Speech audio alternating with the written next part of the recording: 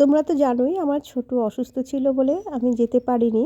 আমার এই দূরের বাচ্চাগুলোকে দেখতে যাওয়ার সময় হয়ে উঠছিল না, মানে ছোটু অসুস্থ ছিল, তা ছোটু একটু ভালো হয়েছে, আর এই জন্য এই বাচ্চাগুলোকে আবার দেখতে চলে এসেছি।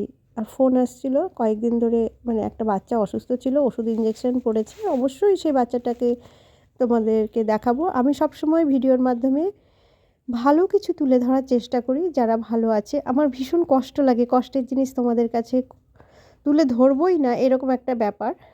আর সেই জন্যই আমি ভালো জিনিস তুলে ধরি, যে তোমাদের যেন মনটা ভালো লাগে। অসুস্থতা আমি তুলে না ধরার চেষ্টা করব, এই জন্য আমি ভিডিওর মাধ্যমে আনি না।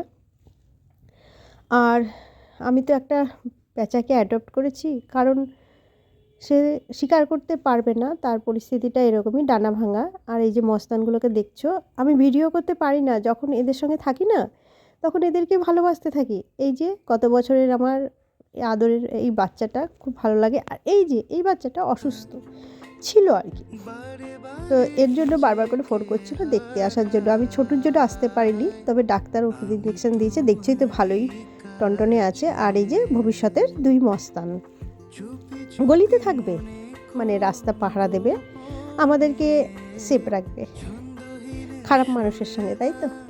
আর ওরা যে বাড়িতে আছে, খুব সুন্দর বাড়ি, ওরা এতগুলো বাচ্চা থাকে, এই যে বাড়ির ছেলে, দেখেছো তো কত সুন্দর। তো কোনো ব্যাপার নেই, এখানেই বাচ্চাগুলো থাকে, বড় হলে আবার ওদের ইচ্ছে মতো যেখানে ইচ্ছে হবে যাবে। তো ওরা সেফ আছে। আমি সব ভিডিওর মাধ্যমে তুলে ধরি যেগুলো সব ভালো আছে আর কি, তাদের নিয়ে কোনো টেনশন তোমরা করবা না, তারা খুব ভালো আছে। আর গানটি হচ্ছে একে ক্রিয়েশন ইউটিউব চ্যানেলের, যেটা তোমরা শুনতে পারলে।